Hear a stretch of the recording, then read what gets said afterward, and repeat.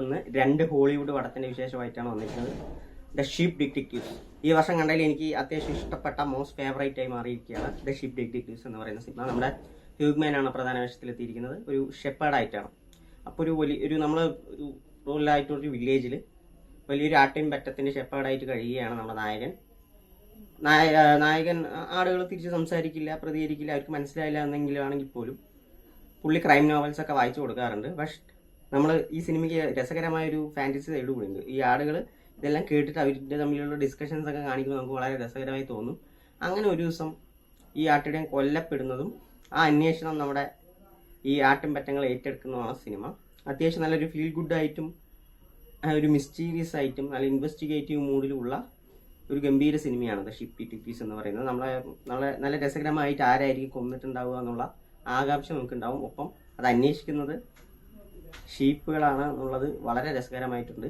പിന്നെ ഇമോഷണലും സൈഡും പെട്ടെന്ന് തന്നെ നമുക്ക് ക്യാച്ച് ചെയ്യാൻ പറ്റുന്ന രീതിയിലാണ് ഈ സിനിമ ഒരുക്കിയിട്ടുള്ളത്. അങ്ങനെ വളരെ നല്ല ഒരു ഗംഭീര പടമാണ് ഷിപ്പ് ഡിറ്റക്റ്റീവ്സ്. കാണുക. അതിനുശേഷം ഞാൻ പറയാൻ പോകുന്ന ഒരു ഹൊറർ മൂവിനെ കുറിച്ചാണ്. ഹൂക്കും എന്ന് പറയുന്ന അത്യാവശ്യം എല്ലാവരും നല്ല റെസ്പോൺസ് വന്നിട്ടുള്ള ഒരു സിനിമയാണ്. എനിക്ക് അങ്ങനെ ഗംഭീര പടമായി തോന്നിയില്ലെങ്കിൽ പോലും അത്യാവശ്യം നല്ലൊരു പടം തന്നെയാണ് ഹൂക്കും. നായകൻ റൈറ്ററാണ്. പുള്ളിയുടെ എന്താ പറയുക, പാരൻസിൻ്റെ റിമെയിൻസിന് വേണ്ടിയിട്ട് ഒരു സ്ഥലത്ത് പോകുന്നതും അവിടെ ഒരു റൂം എടുക്കുന്നതും പിന്നീട് നടക്കുന്ന അബ്നോർമൽ കാര്യങ്ങളാണ് ഈ സിനിമ പറഞ്ഞു പോകുന്നത്. അത്യാവശ്യം സ്കാരി മൊമെന്റ്സ് സിനിമയ്ക്കകത്തുണ്ട്. അതിന് നല്ല രീതിയിലുള്ള ബാക്ക്ഗ്രൗണ്ട് സ്കോർ നല്ല സപ്പോർട്ടായിട്ടുണ്ട്. ടെക്നിക്കൽ സൈഡൊക്കെ ഗംഭീരം തന്നെയായിരുന്നു. ആൻഡ് പെർഫോമൻസ് വൈസ് നോക്കുകയാണെങ്കിൽ നായകൻ അടിപൊളിയായിരുന്നു. ഡാമിൻ മെക്കാർത്തിയാണ് സിനിമ സംവിധാനം ചെയ്തിട്ടുള്ളത്. അങ്ങനെ ഒരു ഗംഭീര പടം എന്ന് ഞാൻ പറയില്ല. അത്യാവശ്യം സ്കെയർ മൊമെന്റ്സ് ഒക്കെ ഉള്ള ഒരു സിനിമ തന്നെയാണ് ഹൂക്കും എന്ന് പറയുന്ന സിനിമ.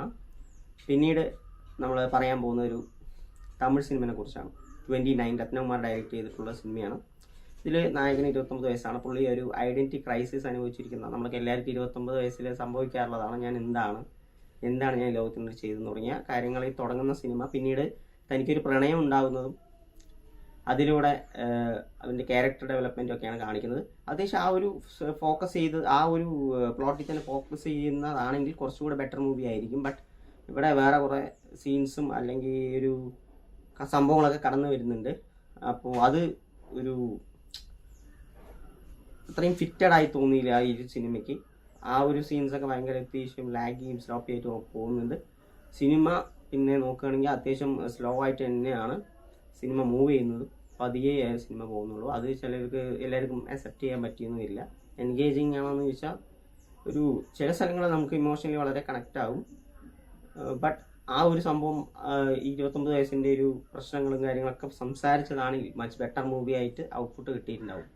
ദെൻ നമുക്ക് നാലാമത്തതായിട്ട് വന്നിട്ട് OTT റിലീസ് ആയിട്ടുള്ള ഒരു സിനിമയാണ് മൂൺറാം കൺ എന്ന് പറയുന്നത്. നമ്മുടെ വിദ്യാർത്ഥ്, കലയരസൻ, ജോൺ വിജയ് തുടങ്ങിയവരാണ് പ്രധാന വിഷയത്തിലെത്തിയിട്ടുള്ളത്. സിനിമയുടെ തുടക്കം തന്നെ കാണിക്കുന്ന ഒരു മർഡറും 4 സസ്പെക്ട്സും എന്നാണ്. അതിന് പുറമെ ഓപ്പൺ ക്ലൈമാക്സ് ആണ്. നമ്മളോട് ചോദ്യം ചോദിച്ചുകൊണ്ടാണ് സിനിമ അവസാനിക്കുന്നത്. നിങ്ങളെ കണ്ടുപിടിച്ചോ, ആരാണ് കൊലയാളെന്ന് നമ്മളാണ് കണ്ടുപിടിക്കേണ്ടത്. അങ്ങനെ ഒരു ഫ്രഷ് അറ്റംപ്റ്റ് ആയിട്ട് തോന്നി. പക്ഷേ എക്സിക്യൂഷനിൽ വലിയ പാളിച്ചകളുണ്ട്. സിനിമ തുടക്കത്തിൽ നമുക്ക് അത്യാവശ്യം അതിനകത്തേക്ക് നമ്മൾ ചെല്ലുന്നുണ്ട്, എൻഗേജിങ് ആയിരിക്കും. പിന്നീട് സിനിമ ട്രാക്ക് വിട്ട പോലെ തോന്നും. അവസാനം ആരാണ് കൊലയാളി എന്ന് നിങ്ങൾക്ക് മനസ്സിലായെന്ന് ചോദ്യം വരുമ്പോൾ നമുക്ക് കൺഫ്യൂസ്ഡ് ആണ്. കാരണം ഒരു ക്ലാരിറ്റി ഇല്ലാത്തൊരു സ്ക്രിപ്റ്റാണ് മൊത്തത്തിൽ. അത് കാരണം തന്നെ നമുക്ക് അങ്ങനെ വർക്കായില്ല. എനിക്ക് പേഴ്സണലി ആ പടം തുടക്കത്തിൽ എന്തോ സംഭവിക്കാൻ പോകുന്ന ഒരു ഫീലൊക്കെ കിട്ടിയെങ്കിൽ പിന്നീട് ഭയങ്കര ബോറിംഗ് ആയിരുന്നു. ഇത് നല്ല രീതിയിലുള്ള സ്ക്രിപ്റ്റിംഗ് ആയിരുന്നില്ല സിനിമയ്ക്കുള്ളത്. സോ ഇത്തരം 4 സിനിമകൾ ഇപ്പോൾ OTTയിൽ കിടക്കുന്നുണ്ട്. കാണാത്തവർ കണ്ടു നോക്കുക. അതിൻ്റെ അഭിപ്രായങ്ങൾ കമന്റ് ബോക്സിൽ അറിയിക്കും.